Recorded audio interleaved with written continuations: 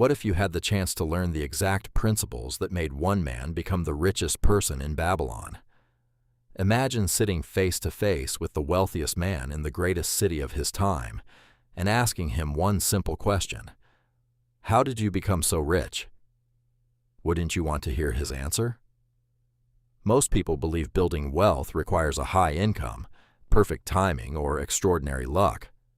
But what if they've been focusing on the wrong things all along?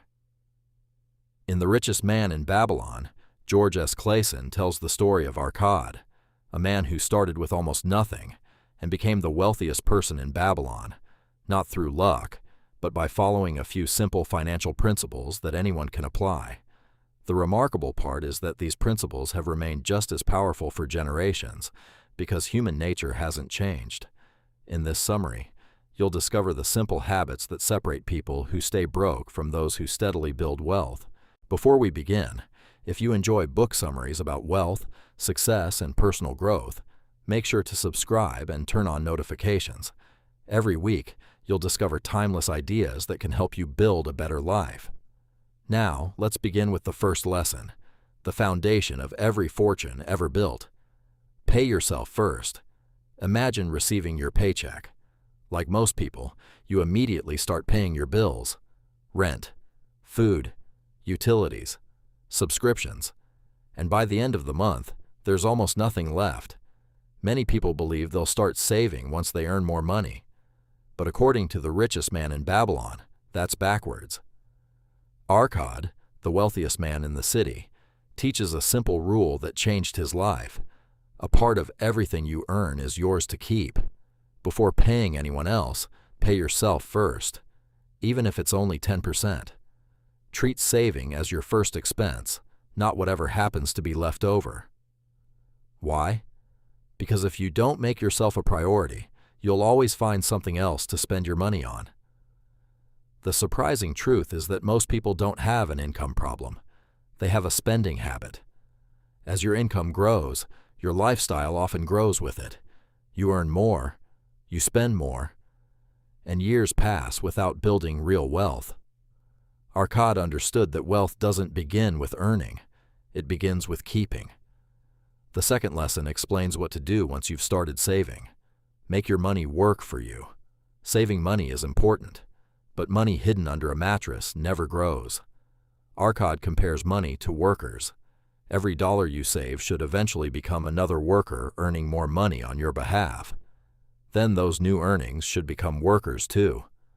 Over time, your money begins producing more money without requiring more hours of your life. This is the power of investing. Not chasing quick riches, not gambling, but patiently allowing your savings to grow through wise investments. The goal isn't simply to work for money. The goal is to reach the point where your money begins working for you. And once that happens, every year becomes a little easier than the last. Making money is only half the battle. Keeping it is what builds wealth. Many people earn good incomes, only to lose everything through bad decisions. Why? Because they chase opportunities they don't understand. Arkad warns that before investing your hard-earned money, you should first seek advice from people who have already succeeded in that field. If you wanted to build a house, you wouldn't ask a fisherman for advice, so why would you trust financial advice from someone who has never built wealth? One story in the book illustrates this perfectly. A man eager to grow his savings invested all his money with a brickmaker who claimed he could buy rare jewels in another country and sell them for a huge profit. The investment sounded exciting. There was only one problem. The brickmaker knew everything about bricks and almost nothing about jewels. The result was exactly what you'd expect. The money was lost. The lesson is timeless. Before investing, ask yourself one simple question. Is this person truly qualified to give me financial advice? Exciting opportunities come and go, but wealth grows by making informed decisions, not emotional ones. The next lesson may be the most important for anyone who wants lasting financial freedom. Protect your wealth. Building wealth takes years. Losing it can take minutes. That's why Arkad says the first goal of every investor isn't earning the highest return.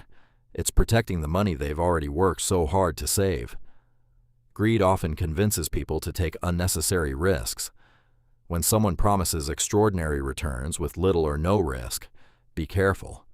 If something sounds too good to be true, it usually is. Successful investors understand that preserving wealth is more important than chasing every opportunity. It's better to grow slowly and steadily than to gamble everything for the chance of getting rich overnight. Patience almost always beats excitement. This idea leads to another powerful principle. Your greatest investment is yourself. Many people wait for the perfect opportunity to become successful. But Arcad teaches that the best investment you can ever make isn't in stocks, businesses, or real estate. It's in your own knowledge and abilities. The more you learn, the more valuable you become. The more valuable you become, the more opportunities come your way. Skills can never be stolen. Knowledge continues to pay dividends for the rest of your life. Every book you read, every skill you develop, every mistake you learn from, increases your future earning potential. The richest people never stop learning because they understand that personal growth is the foundation of financial growth. Money often follows value, and the more value you create, the greater your financial opportunities become. That's why investing in yourself usually produces the highest return of all. One of the biggest reasons people never become wealthy isn't that they lack opportunity. It's that they keep waiting for the perfect moment. They tell themselves they'll start saving next year. They'll invest when they earn more. They'll launch their business when everything feels certain. But that perfect moment rarely comes. Arcad teaches that successful people don't wait for ideal conditions. They act. Small actions, repeated consistently, eventually produce extraordinary results. Every wealthy person was once a beginner. The difference is that they started before they felt completely ready. The next lesson is one that many people ignore. Live below your means. Society encourages us to spend more every time we earn more. A bigger paycheck often leads to a bigger house, a newer car, more expensive vacations, more subscriptions, more monthly payments. Before long, a higher income doesn't create more freedom. It simply creates bigger obligations. Arcad warns that wealth isn't measured by how much money flows through your hands. It's measured by how much you keep. Many people look rich. Few are actually wealthy. The richest people often live well below what they can afford because they understand something most people don't. Every unnecessary expense steals from your future. Every dollar you invest instead of spend becomes another step toward financial freedom. Real wealth is usually invisible. It's found in savings, investments, assets, and opportunities, not in expensive possessions designed to impress strangers. Another timeless lesson from Babylon is this: opportunity favors those who are prepared. Many people believe successful people are simply lucky, but luck usually appears to those who are ready to act. Imagine two people discovering the exact same business opportunity. One has savings, knowledge, confidence.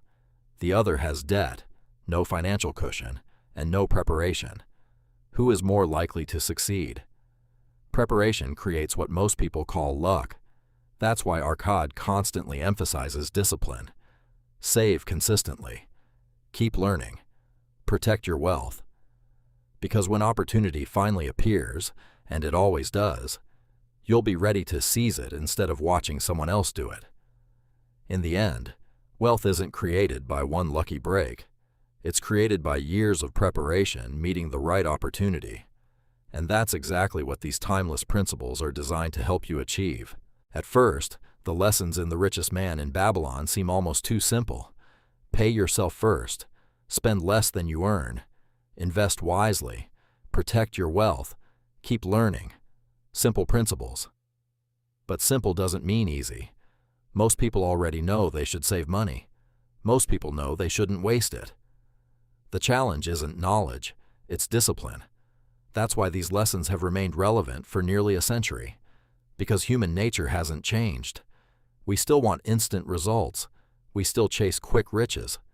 We still spend money to impress people who rarely think about us. And that's exactly why so many people stay trapped in the same financial cycle year after year.